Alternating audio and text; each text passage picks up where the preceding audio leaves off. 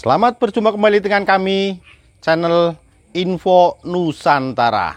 Dalam channel ini kami akan membagikan berita-berita seputar politik dan artis Indonesia. Semoga apa yang kami bagikan bisa bermanfaat untuk Anda semua. Salam NKRI harga mati. Pemerintah perketat defisit APBN 2023 di bawah 3%. Suaratani.com, Jakarta. Pemerintah telah menyusun Anggaran Pendapatan dan Belanja Negara (APBN) tahun 2023. Menteri Keuangan, Menkeu, Sri Mulyani Indrawati memastikan bahwa defisit APBN pada tahun depan berada di bawah 3%, sesuai dengan ketentuan perundang-undangan. Defisit APBN tahun 2023 makin mengecil, yaitu sebesar Rp598,2 triliun atau 2,84%. Ini secara konsisten melaksanakan Perpu Januari 2020 atau Undang-Undang Februari 2020, yaitu konsolidasi fiskal di mana pada tahun 2023 defisit harus dijaga di bawah 3% dari GDP, ujar Menkeu dalam keterangan pers di Kantor Presiden, Jakarta, Kamis, 1 Desember 2022.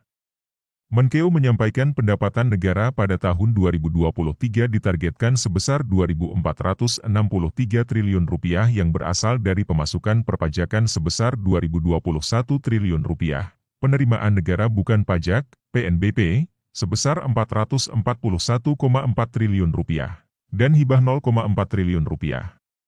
Sementara itu, belanja negara tahun depan mencapai Rp3.061,2 triliun yang terdiri atas belanja pemerintah pusat sebesar Rp2.246,5 triliun dan transfer ke daerah sebesar Rp814,7 triliun.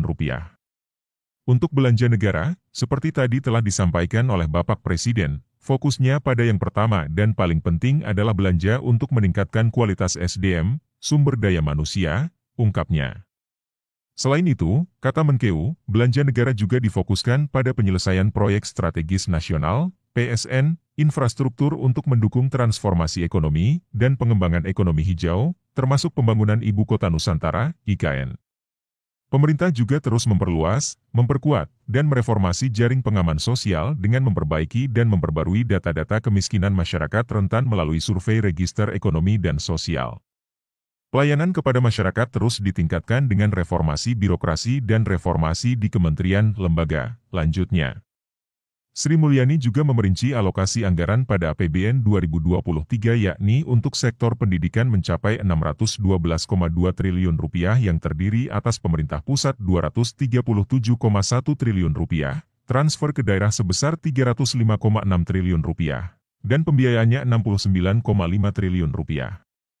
Untuk bidang kesehatan, tidak hanya anggarannya Pak Menkes yang disampaikan, ada anggaran Rp178,7 triliun di mana belanja dari pemerintah pusat Rp118,7 triliun, transfer ke daerah Rp60 triliun, imbuhnya.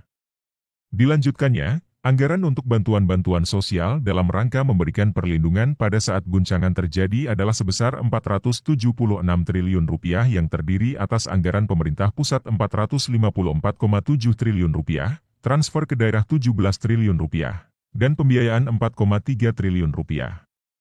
Sementara itu, untuk ketahanan pangan Menteri Keuangan mengalokasikan Rp104,2 triliun, terdiri atas belanja pemerintah pusat Rp81,7 triliun dan transfer ke daerah Rp22,5 triliun.